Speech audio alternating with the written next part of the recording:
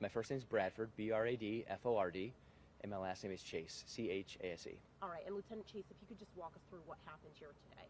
Yes, today around 11:30 a.m., our department received a emergency phone call regarding a domestic violence dispute that was occurring at a single-family residence in our community.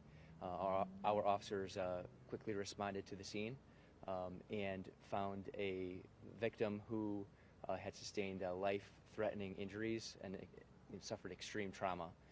They immediately provided life-saving techniques in order to try to help the victim, who was subsequently transported to the hospital. It was at that time that the suspect in this incident was taken into custody. Person of interest was taken into custody, and he is in custody at this point in time. I think it is very important to get a message to the public that there is no risk, there is no danger. This was an isolated incident, so I do not want the community to worry. One other thing that I would like to take the opportunity to mention is that if you or a family member know someone who has suffered from domestic violence or is in a domestic violence type of situation, there are resources available, and I would urge you to contact your local police department.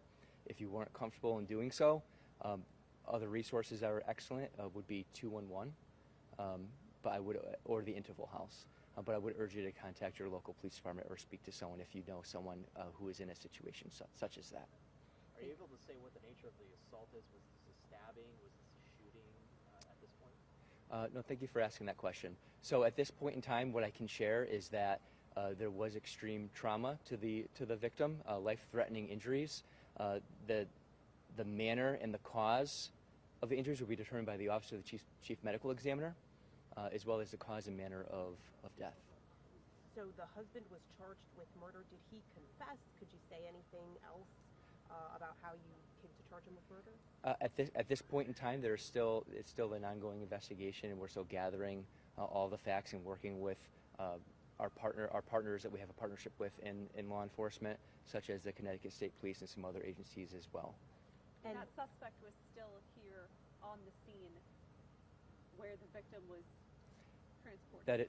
That is correct, and that individual was taken into custody by our officers.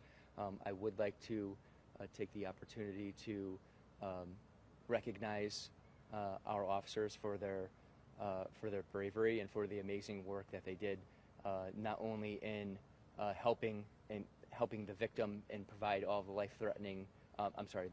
life-saving techniques that they could, but also in taking that suspect into custody immediately. Was there anyone else inside the home? Was there anyone else inside the home other than the victim and the person that was arrested? Those details are still being looked into at this moment, but I appreciate you asking. We did see on the press release that another relative was inside the home and called 911.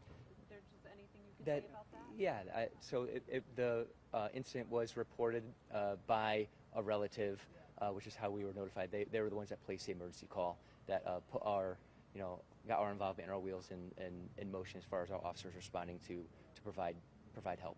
Are you able to say if that person that made the 911 call, was that an adult or a minor? They were an adult, and it was a family member that lived in the home. Thank you. And it wasn't the victim or the person that was arrested that made the call, just to confirm?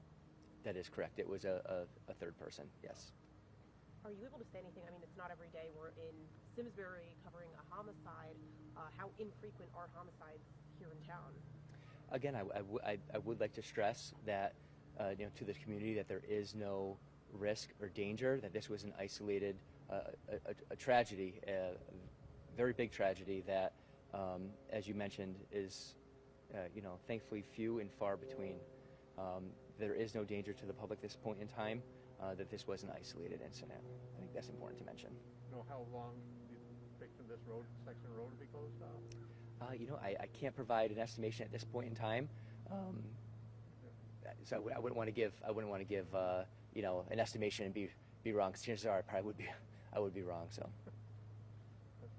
Now, I think the only other question I have is the person that was arrested, man that was arrested, is he cooperating at this point? Any sort of Those types of specifics, I'm probably not comfortable mentioning at this point in time.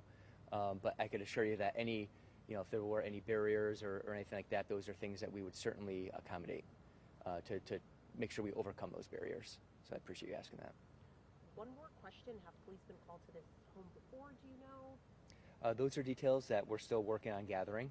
That I don't personally have the answers to that at this point in time, but certainly something that we will have the answers to sooner rather than later.